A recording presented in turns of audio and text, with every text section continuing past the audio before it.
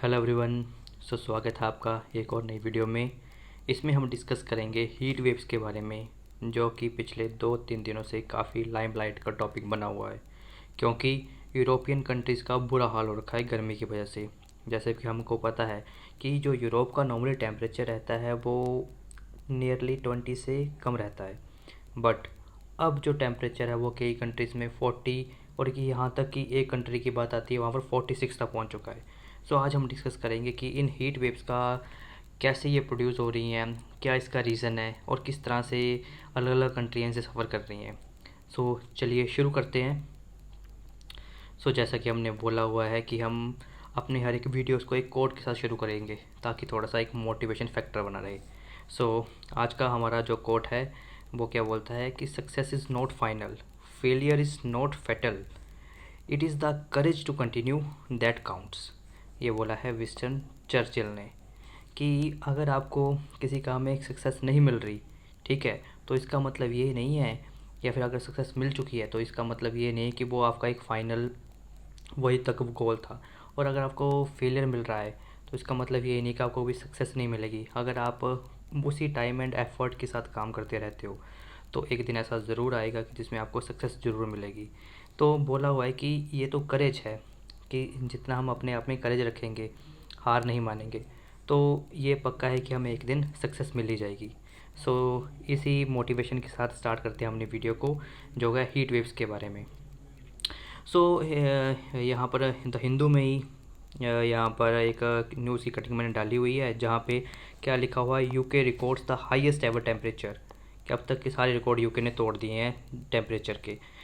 यहाँ पर बताया गया है कि जो यूरोप है, वहाँ पर टेम्परेचर जो ब्रिटेन में पहुँच चुका है 40 degree Celsius for the first time. और पहले इसका जो रिकॉर्ड था वो आई थिंक 36 के अराउंड था। और जो यूके में सबसे वार्मेस्ट नाइट रिकॉर्ड करी गई जो 40.2 डिग्री सेल्सियस की थी, ठीक है, और ये रिकॉर्ड करी गई है यहाँ पर कि हीट एयरपोर्ट के आसपास कहीं लंदन में। तो जो ब्रिटेन में, हाँ, ये प्रीवियस रिकॉर्ड 38.7 डिग्री सेल्सियस का प्रीवियस रिकॉर्ड था। तो ये हीट वेव्स का रीज़न क्या है, क्यों ये सारी हीट वेव्स आ रही हैं, इसके बारे में हम डिस्कस करेंगे। बट जो एक्सपर्ट का मानना है, एक्सपर्ट बोल रहे हैं कि जो क्लाइमेट चेंज हो रहा है इतना जल्दी, इतना जो चेंज आ रहा है क्लाइमेट में, और जो हमारा हीट वेव है, और वही सारा इन सभी फैक्टर्स को मिला के रिस्पॉन्सिबल है। सिंपली हीट वेव्स ऐसा फैक्टर होता है कि जब हमारा जो नॉर्मल टेम्परेचर, जो एवरेज टेम्परेचर है, उससे टेम्परेचर बहुत ज़्यादा बढ़ जाए तो उसको हम हीट वेव बोल देते हैं। तो क्लाइमेट चेंज किसकी वजह से हो रहा है, क्योंकि ग्रीन हाउस गैसेज का अमाउंट बहुत ज़्यादा बढ़ चुका है, उसकी वजह से एक्सट्रीम टेम्परेचर की वजह से क्या हो रहा है, अब यूरोप की बहुत सारी कंट्रियों में कई जगह आग लगी हुई है, ठीक है, कई जगह लोगों को बहुत ज़्यादा परेशानियों का सामना करना पड़ रहा है, कई लोगों को हार्ट स्ट्रोक आ रहे हैं। जो इवन कि यहाँ पर बताया हुआ है कि 50 ईयर एक बंदा मैड्रिड में, उसको 50 ईयर में उसको हीट वेव की वजह से हार्ट स्ट्रोक आ गया, उसकी वहाँ पर डेथ हो गई। उसी तरह कपल भी बताया हुआ है 70 ईयर्स ओल्ड, वो मंडे को डाइट हो गए इन सभी हीट वेव्स की वजह से। और अभी यहाँ पर जो सबसे हाई टेम्परेचर है वो रिकॉर्ड किया गया हमारा मोंटे पायलियर में, जो 46 सेल्सियस था। तो ये सबसे हाईएस्ट टेम्परेचर है। तो ये सिचुएशन बहुत ज़्यादा ख़राब हो रखी है इस टाइम पे यूके में और सारी यूरोपियन कंट्रीज़ में। अब हम हीट वेव्स के बारे में डिस्कस करते हैं, कि जैसा मैंने आपको पहले बताया कि हीट वेव्स एक ऐसा पीरियड होता है जहाँ पे टेम्परेचर बहुत ज़्यादा बढ़ जाता है। नॉर्मल जो मैक्सिमम टेम्परेचर होता है समर सीज़न में, ठीक है, उससे भी अगर थोड़ा सा ज़्यादा टेम्परेचर बढ़ जाए तो हम उसको क्या बोल देते हैं कि वो एक हीट वेव बन चुकी है, ठीक है। तो इसमें जो एयर का टेम्परेचर होता है वो बहुत ज़्यादा ह्यूमन के लिए बहुत ज़्यादा हानिकारक हो जाता है। मतलब अगर ह्यूमन उससे एक्सपोज हो जाए, मतलब या उसके चपेट में आ जाए, तो इसकी वजह से क्या होगा, या तो उसको कोई ना कोई डिसीज़ हो जाएगी, या तो अगर बहुत ज़्यादा उसका वीक इम्यून सिस्टम हुआ तो उसकी वजह से उसकी डेथ भी हो सकती है।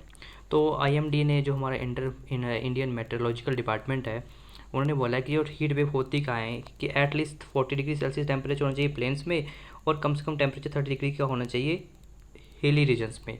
और इसके बाद अगर यहाँ पर 5 से 6 डिग्री सेल्सियस ऊपर टेम्परेचर पहुँच जाए तो उसको हम क्या बोलते हैं कि वो एक हीट वेव बन चुकी है। अब इसका जो रीज़न माना जा रहा है वही कि ग्लोबल वार्मिंग बहुत ज़्यादा हो रही है, जो पॉपुलेशन ग्रोथ है वो बहुत ज़्यादा बढ़ चुकी है और हमारे पास इतना रिसोर्सेज जो बचे हैं उनका बहुत ज़्यादा एक्सप्लॉइटेशन हो रहा है। तो ये सारे रीज़न मिला के ही पूरा कारण बताया जा रहा है हीट वेव का। और उसकी वजह से देखो, पहले अब रीज़न बताए हुए हैं कि इम्पैक्ट क्या पड़ रहा है। पहला है मोर्टेलिटी एंड मोर्बिडिटी। मोर्टेलिटी क्या होता है कि डेथ हो जाना, कि किसी रीज़न की वजह से डेथ हो जाना, एंड मोर्बिडिटी का मतलब है किसी डिसीज़ से आपको इफ़ेक्ट हो जाए। तो यहाँ पर इंटर गवर्नमेंट पैनल है क्लाइमेट चेंज के ऊपर, आईपीसीसी। तो उन्होंने अपनी रिपोर्ट में बताया कि जो हीट एक्सट्रीम्स हैं यही सारे डेथ और मोर्बिडिटी का रीज़न बन रहे हैं। और उसकी वजह से क्या हो रहा है, जो डिसीज़ है जैसे हार्ट डायबिटीज़ हो गया, हमारा सर्कुलेटरी सिस्टम या रेस्पिरेटरी कंडीशंस, ठीक है, या मेंटल हेल्थ हेल्थ के ऊपर भी बहुत ज़्यादा इसका इम्पैक्ट पड़ रहा है। और इसकी वजह से क्रॉप भी डैमेज हो रही है, क्योंकि क्रॉप को भी एक पर्टिकुलर टेम्परेचर चाहिए होता है। अगर टेम्परेचर उससे एक्सेस हो जाता है तो उसकी वजह से क्या होगा, क्रॉप की प्रोडक्शन बहुत कम हो जाएगी, ठीक है। और उसकी वजह से, प्रोडक्शन की वजह से क्या होगा, जो प्राइजेज़ हैं बहुत ज़्यादा हाई हो जाएंगे।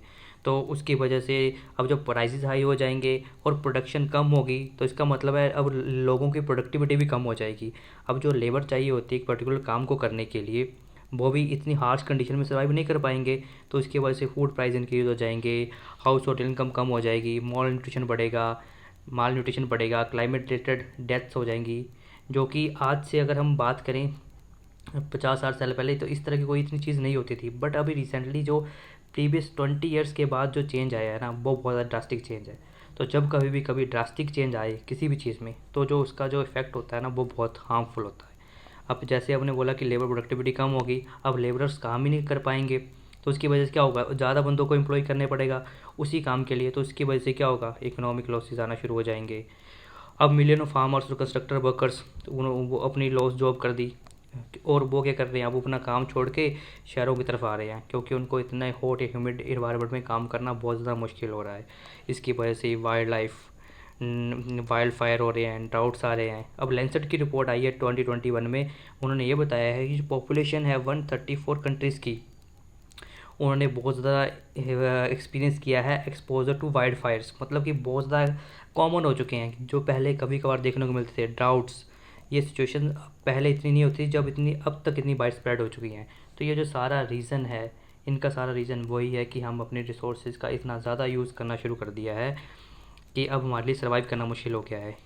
क्योंकि सबसे बड़ी एग्जांपल तो यूरोपियन कंट्रीज़ ही हैं, जहाँ पे टेम्परेचर इतना सारा साल टेम्परेचर जब कभी 20 डिग्री से ऊपर नहीं गया, तो अब एकदम से टेम्परेचर कहाँ 40, 45, 46 तक पहुँच चुका है।